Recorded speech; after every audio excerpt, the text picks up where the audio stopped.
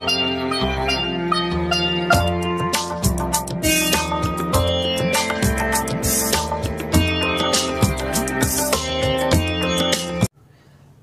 समस्याओं के समाधान हेतु मार्च माह में व्यक्तिगत रूप से मिलने के लिए कृपया संपर्क करें। 3 व 4 मार्च दिल्ली, 5 व 6 मार्च जयपुर, 7 व 8 मार्च अहमदाबाद, 9 व 10 मार्च मुंबई, 11 व 12 मार्च दुबई। इसके अतिरिक्त टेलीफोनिक अपॉइंटमेंट भी लिया जा सकता है। संपर्क 9529020222। मित्रों, बहुत अभिनंदन और बहुत बहुत आत्मीय स्वागत। जी हाँ मित्रों, आज का ये आर्य सत्य एक बेहतर और बहुत ही विशिष्ट प्रयोग उन लोगों के लिए लेकर के आए हैं हम, जो कि किसी झूठे मुकदमे में फंसे हुए हैं। जी हाँ, मुकदमा झूठा होना चाहिए। आरोप आप पर यदि लगाए गए हैं तो वो आरोप झूठे होने बेहद ज़रूरी है। और फिर भी यदि आप न्यायिक व्यवस्था से या अन्याय से आप परेशान हो चुके हैं और आपको ऐसा लगता है कि बहुत मुश्किल होगा या लगभग असंभव हो जाएगा इससे निजात पाना, तो आज इतना विशिष्ट शोध आप लोगों के लिए लेकर के आए हैं, जो कि विशिष्ट दिवस से संबंधित है।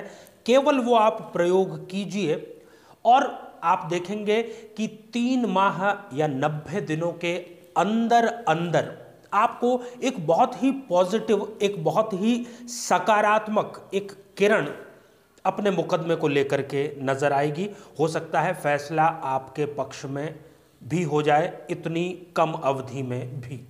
जी हाँ मित्रों, अभी 11 फरवरी 2018 है।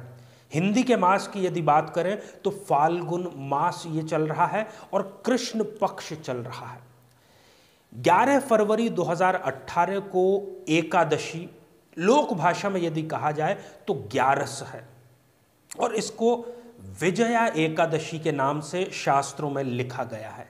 जी हाँ, इसका नाम ही है विजया एकादशी, विक्ट्री, विजय के लिए किया जाने वाला कार्य यदि इस दिन संपन्न किया जाए तो उसमें 100% सफलता मिलती है। मित्रों, इसके पीछे की कथा पर जाएं उससे पहले एक बेहद ज़रूरी सूचना कि अब हम कमेंट्स का जवाब रोज़ाना हमारे कार्यक्रम के अंत में देखते हैं। तो आप देखिए, कहीं आज आपका कमेंट का जवाब तो नहीं मिलने वाला है।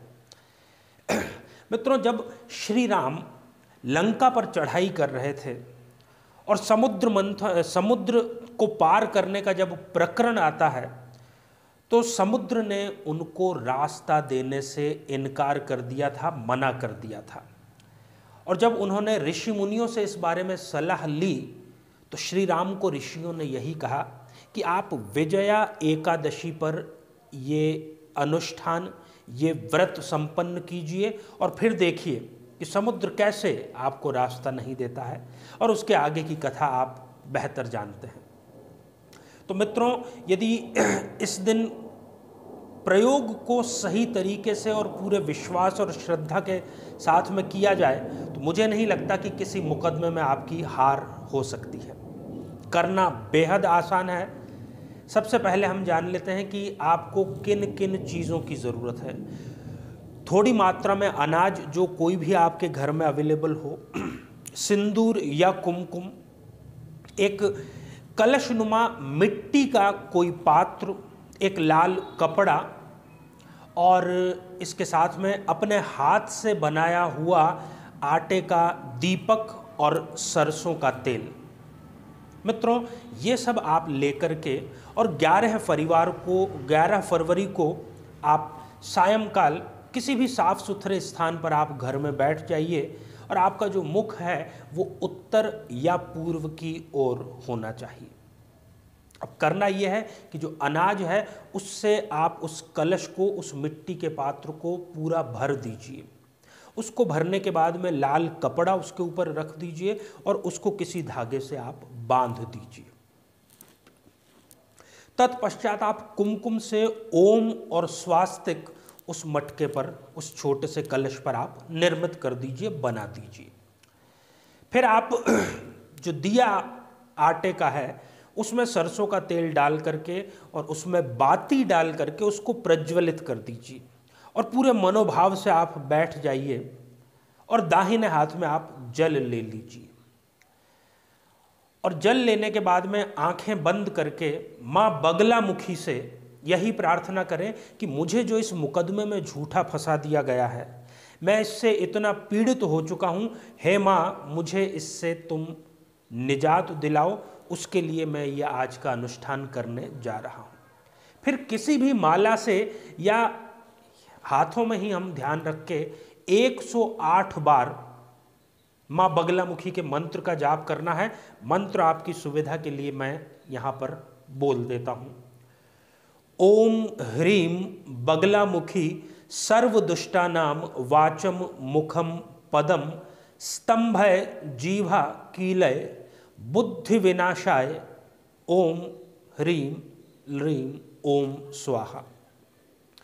इस प्रकार से 108 बार जाप करने के बाद में आप उस कलश को, उस पात्र को कहीं सुरक्षित स्थान पर रख दीजिए और अगले दिन अर्थात 12 फरवरी को जब भी आपको समय मिलता है आप उसको किसी पीपल के वृक्ष के नीचे रख करके आ जाइए और उसकी 3 आप परिक्रमाएं कर लीजिए। मित्रों, ये जो प्रयोग है विलक्षण है, अद्भुत है, जितनी इसकी तारीफ की जाए उतनी कम है। और हाँ, किसी कारणवश यदि आप इसको 11 फरवरी को संपन्न नहीं कर पाते हैं तो फिर किसी भी माह के कृष्ण पक्ष की एकादशी को आप कर लीजिए। हाँ, इस दिन किए गए, क्योंकि ये विजया एकादशी है तो इसका लाभ भी विलक्षण और अद्भुत है। तो कोशिश कीजिए कि इसी दिन इसको संपन्न करें। साथ ही मित्रों, अब हम बात करेंगे कमेंट के बारे में। आज हमने कमेंट का चयन किया है रेणुका बोरकर जी का, जिन्होंने कि नागपुर महाराष्ट्र से ये जानना चाहा है कि उनका विवाह कब होगा। रेणुका जी, आपको बहुत बहुत अग्रिम शुभकामनाएं, एडवांस में कॉन्ग्रेचुलेशन, क्योंकि 2018 जो वर्ष आया है ये आपके लिए विवाह का सौगात साथ में लेकर के आया है। अब ग्रहों की स्थिति आपके अनुकूल बन रही है। करना केवल आपको इतना है कि आपके परिचय में, आपके रिश्तेदारी में, आपके मित्रों में यदि कहीं पर भी कन्या शिशु का जन्म होता है तो आप अपनी सामर्थ्य के अनुसार उसको अपनी तरफ से कोई भेंट दीजिए ताकि विवाह शीघ्र हो और विवाह के बाद का जो जीवन है वो सुखद हो। बहुत शुभकामनाएं।